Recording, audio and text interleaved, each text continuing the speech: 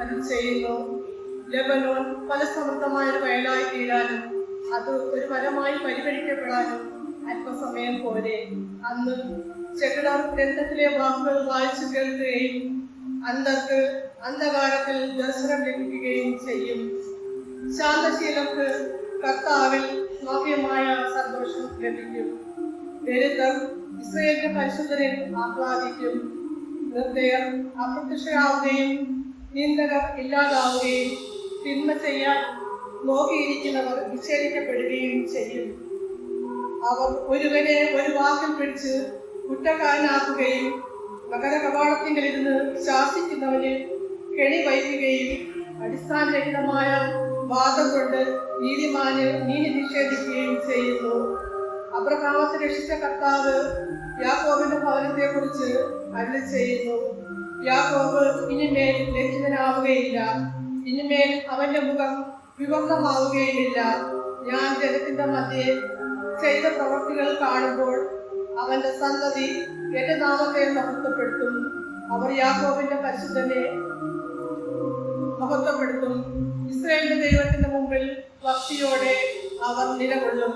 തെറ്റിലേക്ക് വഴുതിപ്പോയവർ വിവേകത്തിലേക്ക് മടങ്ങി വരും. പുറത്തിരുന്നവർ ഉപദേശം സ്വീകരിക്കും. കർത്താവിന്റെ വചനം.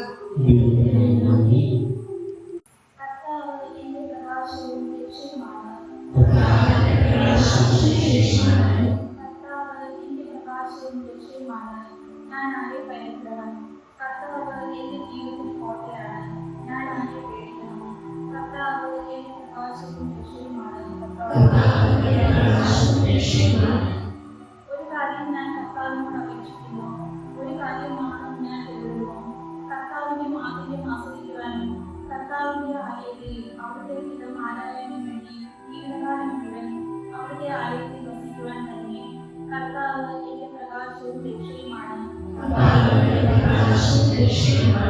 ജീവിക്കുന്നവരുടെ ദേശത്ത് കർത്താവിന്റെ നന്മ കാണാമെന്ന് ഞാൻ വിശ്വസിക്കുന്നു.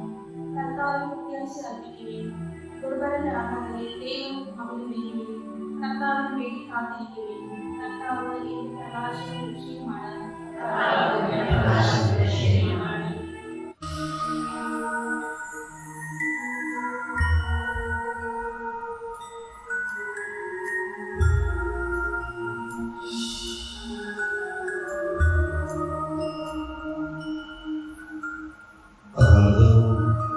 യേശു കടന്നു പോകുമ്പോൾ രണ്ട് അന്ധന്മാർ ദാവീദിന്റെ പുത്ര ന്യായം തരയണമേ എന്ന് കരഞ്ഞ് അപേക്ഷിച്ചുകൊണ്ട് അവരെ അനുവദിച്ചു.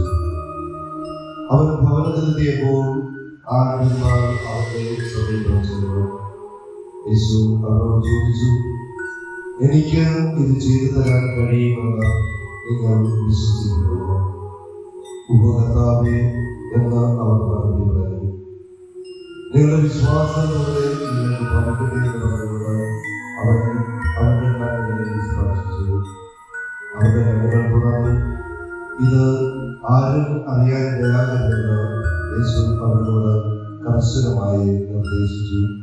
എന്നാൽ അവർ പോയി അവന്റെ കേൾവിയിൽ